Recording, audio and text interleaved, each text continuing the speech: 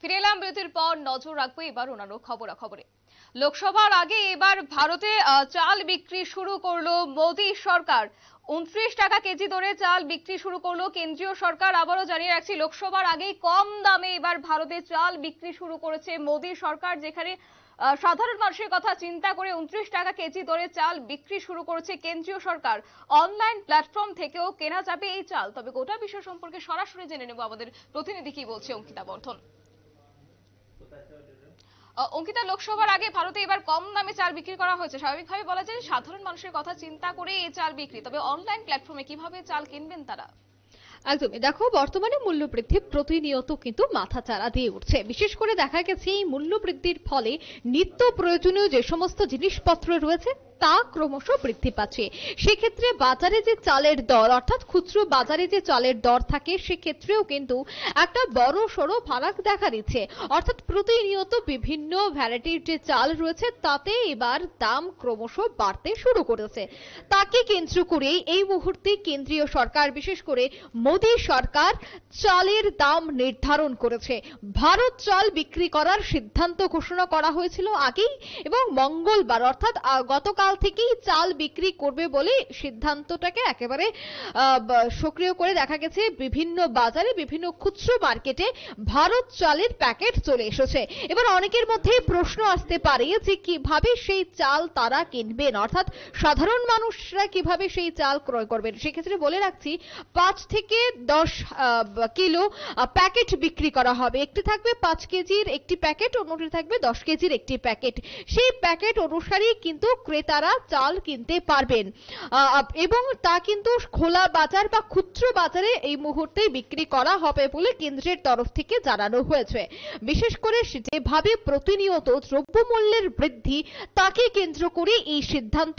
আর এই সিদ্ধান্তে অনেকেই খুশি বলে মনে করা হচ্ছে। বিশেষ করে তোমাকে যদি আমি একটু তুলে ধরি যে কিভাবে সেই চাল একেবারে সাধারণ মানুষের ঘরে পৌঁছে যাবে, সেক্ষেত্রে বলছে মোবাইল ভ্যান এবং ফিজিক্যাল আউটলেট থেকে ভারত চাল কেনা যাবে।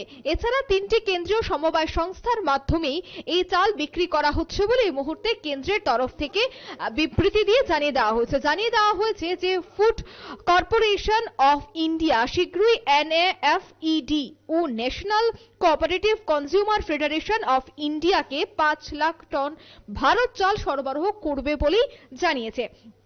আরেকটা বিষয় যে সরকার পরিকল্পনা রয়েছে যে দ্রুত এই চাল কিভাবে অনলাইন ই-কমার্স ওয়েবসাইটগুলির মাধ্যমে বাজারে আনা যায়। বিশেষ ক্ষেত্রে এখন দেখা যায় প্রযুক্তির যুগে দাঁড়িয়ে অনেকেই অ্যামাজন বা ফ্লিপকার্টের মতো যে সমস্ত সোশ্যাল মিডিয়ার প্ল্যাটফর্ম রয়েছে, যেখান থেকে আমরা বলতে পারি নিত্য প্রয়োজনীয় জিনিসপত্র অনেকেই ক্রয় করে থাকেন। এবার কিন্তু সেই সোশ্যাল মিডিয়ার প্ল্যাটফর্ম থেকেও সাধারণ মানুষ সেই চাল বুক করতে পারবে এবং সরাসরি তা মোবাইল ভ্যানের মাধ্যমে সাধারণ মানুষের কাছে পৌঁছে যাবে। সেক্ষেত্রে এই মুহূর্তে কিন্তু কেন্দ্রীয় সরকার সোশ্যাল মিডিয়ার বিভিন্ন প্ল্যাটফর্মের উপর জোর দিয়েছে।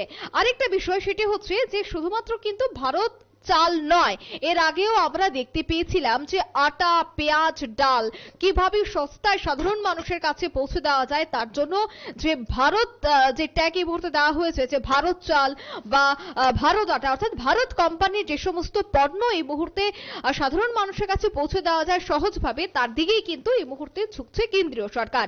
বিশেষ করে সরকার যে ভারত ব্র্যান্ডের আওতায় শুধুমাত্র চাল বিক্রি করছে তা নয়। আমি তোমাকে প্রথমেই বলেছিলাম মুদ্রাস্ফীতি নিয়ন্ত্রণ করতে দেখা গেছে যে সরকার এর আগেও ডাল, পেঁয়াজ এবং টমেটো বিক্রি করেছে।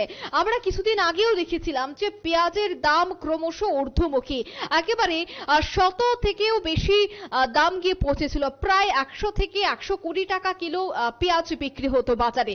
সেক্ষেত্রে কিভাবে পেঁয়াজের দামটা নিয়ন্ত্রণ করা যায়, বিশেষ করে কিভাবে কালো বাজারি রুখা যায়, তার জন্যই ভারত ব্র্যান্ডের বিভিন্ন জিনিসপত্র, বিশেষ করে একেবারে চাল, ডাল এবং আটা, যেটা একেবারে নিত্য প্রয়োজনীয়, প্রায় প্রত্যেকের ঘরেই এটা থাকে। তাই এই সমস্ত জিনিস কিভাবে একেবারে সুলভ মূল্যে সাধারণ মানুষের হাতে পৌঁছে দেওয়া যায়, তার জন্যই কিন্তু একটি বড় উদ্যোগ। শতাব্দী, দেখো সামনেই রয়েছে লোকসভা ভোট, আর আমরা বলতেই পারি লোকসভা ভোটের আগে এক প্রকার প্রধানমন্ত্রী কল্পতরু, তিনি বিভিন্ন বিষয়ের দিকে দেখছেন। বিশেষ করে আমাদের দেশের সিংহভাগ কিন্তু মধ্যবিত্ত, তাই মধ্যবিত্তের উপর নজর রয়েছে কেন্দ্রীয় সরকারের।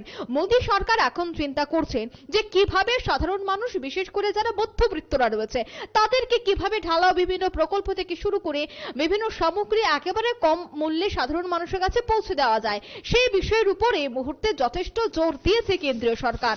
এবং লোকসভার আগে ভারত ব্র্যান্ডের এই চাল বাড়তি অক্সিজেন যোগাবে, অন্যদিকে প্রচারেও অনেকটাই অগ্রগতি আনবে বলে রাজনৈতিক বিশ্লেষকরা মনে করছেন। শতাব্দী, একদমই। এই ভারত চাল কতদিন পর্যন্ত অনলাইন প্ল্যাটফর্মগুলিতে পাওয়া যাবে বলে জানাচ্ছে? দেখো, গতকাল থেকেই শুরু হয়েছে এবং আগামীতেও থাকবে। 29 টাকা কেজি দরে এই চাল বিক্রি করা হবে। অনলাইন বা বিভিন্ন খুচরো মার্কেট বা খুচরো বাজারে কিন্তু একই দাম থাকছে, তাতে দামের কোনো হেরফের থাকছে না।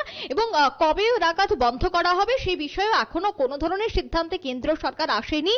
এখন সেই যে চাল, অর্থাৎ ভারত ব্র্যান্ডের যে চাল, সেটাকে কিভাবে সাধারণ মানুষের কাছে পৌঁছে দেওয়া যাবে তার উপরে মুহূর্তে জোর দেওয়া হচ্ছে। আপাতত বন্ধর কোনো ধরনের সিদ্ধান্ত বা সময়সীমা কিন্তু এখনো বাঁধা হয়নি।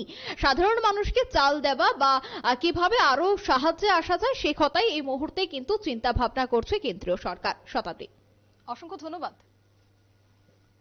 কথা বলছিল আমাদের প্রতিনিধি অঙ্কিতা বর্ধন, সরাসরি ছিল আমাদের সাথে নিউজ রুম থেকে। অর্থাৎ লোকসভার আগে যে কল্পতরু হয়েছে মোদী সরকার, তা কিন্তু বলাই বাহুল্য। অর্থাৎ সেক্ষেত্রে কিন্তু এবার ভারত চাল বিক্রি শুরু করেছে, কম দামে বিক্রি শুরু করেছে মোদী সরকার। 29 টাকা কেজি ধরে বাজারগুলিতে মিলবে এবার এই ভারত চাল। অর্থাৎ এই ক্ষেত্রে অনলাইন প্ল্যাটফর্মগুলিতেও কিন্তু পাওয়া যাবে। অর্থাৎ সাধারণ মানুষের কথা চিন্তা করে কিন্তু এই বড় উদ্যোগ নেওয়া হয়েছে মোদী সরকারের তরফ থেকে।